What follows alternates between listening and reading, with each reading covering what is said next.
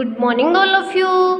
आज हम क्या पढ़ेंगे? आज हम पढ़ेंगे चैप्टर सेकंड के क्वेश्चन आंसर। क्या पढ़ेंगे? चैप्टर सेकंड के क्वेश्चन आंसर। ओके, इतने दिन हमने क्या पढ़ा था? चैप्टर सेकंड को अच्छे से पढ़ा था। क्या किया था? चैप्टर सेकंड को अच्छे से पढ़ा था, जिसका क्या नेम है? वर्ण विचार। जिसका नेम है वर्ण विचार, जिसमें हमने क्या किया था? वर्ण विचार के बारे में अच्छे से पढ़ा था। वर्ण विचार के प्रकार के बारे में अच्छे पढ़ा था।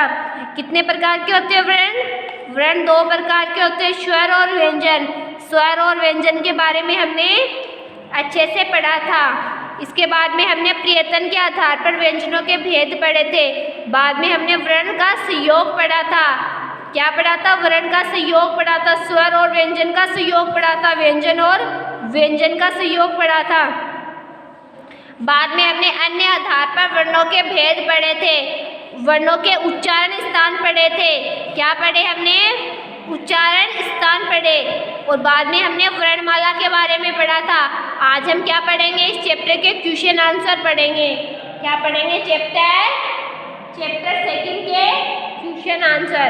ओके, तो इसमें फर्स्ट क्वेश्चन क्या है? हिंदी वर्णमाला में कुल स्वरों की संख्या कितनी है? हिंदी वर्णमाला में कुल स्वरों की संख्या कितनी है? तो कितनी है स्वरों की संख्या? 11। कितनी है? 11। तो इसमें क्या आएगा? घ। कितनी है स्वरों की संख्या? 11। अगला क्वेश्चन क्या है? य, र, ल, व कहलाते हैं। य, र, ल, व कहलाते हैं। स्पर्श व्यंजन, अंतस्थ व्यंजन, उष्म व्यंजन, ये सभी क्या कहलाते हैं? अंतस्थ व्यंजन। तो इसमें क्या आएगा? ख। क्या आएगा? ख। ओके, अगला क्वेश्चन क्या है? य, र, ल, व व्यंजनों को कहा जाता है। क्या कहा जाता है? अंतस्थ व्यंजन कहा जाता है। क्या कहा जाता है? अंतस्थ व्यंजन कहा जाता है। अगला क्या है? उच्चारण के अनुसार स्वर प्रकार के होते हैं। उच्चारण के अनुसार स्वर 3 प्रकार के होते हैं। कितने प्रकार के? 3 प्रकार के। स्वरों और व्यंजनों के व्यवस्थित समूह को वर्णमाला कहते हैं। क्या कहते हैं? वर्णमाला कहते हैं। स्वरों और व्यंजनों के व्यवस्थित समूह को वर्णमाला कहते हैं। अगला क्या है? खंड क के शब्दों को खंड ब से मिलाइए। क्या करना है? क के शब्दों को ख से मिलाना है। तो स्पर्श व्यंजन, स्पर्श व्यंजन कौन से हैं? कौन से स्पर्श व्यंजन? ख और ग। अंतस्थ व्यंजन, अंतस्थ व्यंजन र, ल। उष्म व्यंजन स, स। संयुक्त व्यंजन त्र और स्र, त्र और स्र। अगला क्या है? सत्य और असत्य। सही कथन के आगे सही का तथा गलत कथन के आगे गलत का निशान लगाइए। ए तथा ए दीर्घ स्वर है। ए तथा ए दीर्घ स्वर है क्या? ए तथा ए दीर्घ स्वर नहीं है, तो ये क्या आएगा? गलत आएगा। क्या आएगा? रॉन्ग आएगा। अगला क्या है? प्लुत स्वर को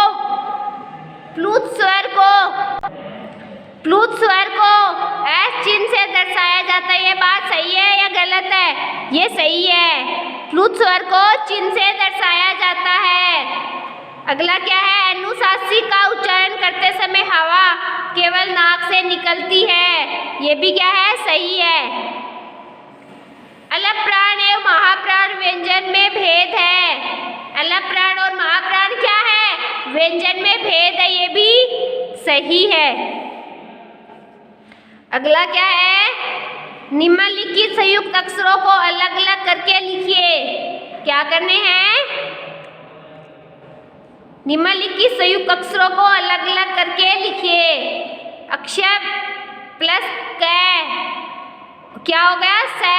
त्रै प्लस तैप त्रै किससे बनता है? तै और रै से। अक्षय किससे बनता है? कै और सै से। किससे बनता है? इसको क्या करना है? अलग अलग लिखना है। तो अक्षय कैसे लिखा जाएगा? कै और सै। और त्रै कैसे लिखा जाएगा? तै और रै। अगला क्या है? निम्नलिखित शब्दों के अनुनासिक एवं अनुस्वार का प्रयोग कीजिए। किसका प्रयोग करना है? अनुनासिक व अनुस्वार का प्रयोग करना है। ओके, तो इसमें चांदी में क्या किया हुआ है? अनुनासिक का प्रयोग किया हुआ है। और चंद में अनुस्वार का प्रयोग किया हुआ है। सुंदर में अनुस्वार का, हंसना में अनुनासिक का, अंश में अनुस्वार का, दांत में अनुनासिक का, चांद में अनुनासिक का और वंश में अनुस्वार का प्रयोग किया हुआ है। तो आपको भी क्या करना है? इनका प्रयोग करना है। अगला क्या है? निम्नलिखित शब्दों में द्वित्व व संयुक्त व्यंजन युक्त शब्द छांट कर लिखिए। तो इनमें से कच्चा, चरित्र, हड्डी, श्रम, क्या, सम्मान, इनमें से द्वित्व और संयुक्त व्यंजन हमें क्या करना है? छांटना है। तो इसमें द्वित्व व्यंजन कौन से हैं? कच्चा, हड्डी और सम्मान। और संयुक्त व्यंजन कौन से हैं? चरित्र, श्रम और क्या। रै के विभिन्न रूप वाले 3 शब्द लिखिए। प्रकाश, गर्व तथा टरक। रै के क्या हो गए? ये विभिन्न रूप वाले स्वर, विभिन्न रूप वाले क्या हो गए? शब्द हो गए। प्रकाश, गर्व तथा टरक। स्वर किसे कहते हैं? अगला क्वेश्चन क्या है? स्वर किसे कहते हैं? जिन वर्णों का उच्चारण बिना किसी अवरोध के होता है उन्हें क्या कहते हैं? स्वर कहते हैं। जिन वर्णों का उच्चारण बिना किसी अवरोध के होता है उन्हें हम क्या कहते हैं? स्वर कहते हैं। उच्चारण के आधार पर स्वरों के प्रकार लिखिए। उच्चारण के आधार पर स्वर 3 प्रकार के होते हैं। ह्रस्व स्वर, दीर्घ स्वर और प्लुत स्वर। ह्रस्व, दीर्घ और प्लुत। उच्चारण के आधार पर स्वर 3 प्रकार के होते हैं। ह्रस्व, दीर्घ एवं प्लुत स्वर।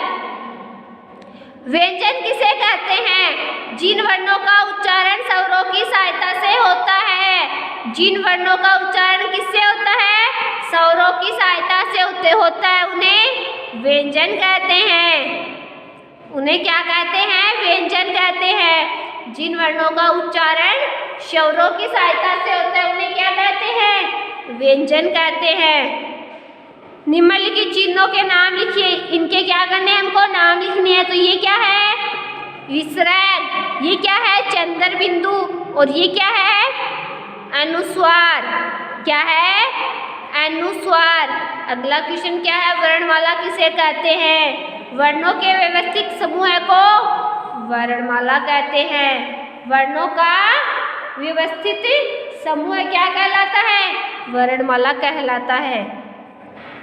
ओके, तो आज आपको क्या करना है? इस चैप्टर के क्वेश्चन आंसर को आपको अच्छे से पढ़ना है, अच्छे से इस चैप्टर को समझना है और इन क्वेश्चन आंसर को अपनी नोटबुक में अच्छे से राइट करना है। क्या करना है? इन क्वेश्चन आंसर को अच्छे से अपनी नोटबुक में राइट करना है। ओके, आज आप क्या करोगे? चैप्टर 2 के क्वेश्चन आंसर को अपनी नोटबुक में अच्छे से राइट करोगे और जो ये चैप्टर है वर्ण विचार, इसको अच्छे से पढ़ोगे और अच्छे से समझोगे। ओके, और इनके क्वेश्चन आंसर को अपनी नोटबुक में अच्छे से राइट करोगे। क्या करोगे? इनको राइट करोगे।